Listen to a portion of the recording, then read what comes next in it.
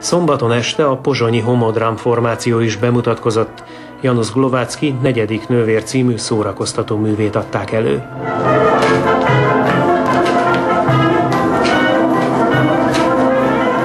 Ez egy vígjáték, de tulajdonképpen egy több sors drámájának is nevezhető, és mi megpróbáltuk ezt a sorsdrámát humorral ötvözni, mert szerintem a legtragikusabb dolgokon az ember mindig nevet, és csak a nevetés lehet gyógyír arra, hogy mi emberek valójában milyen esendőek is, és milyen elesettek is vagyunk a való életbe. Az abszurdtól a vígjátékig, a klasszikustól a kortárs darabig szinte minden megjelent a fesztivál során.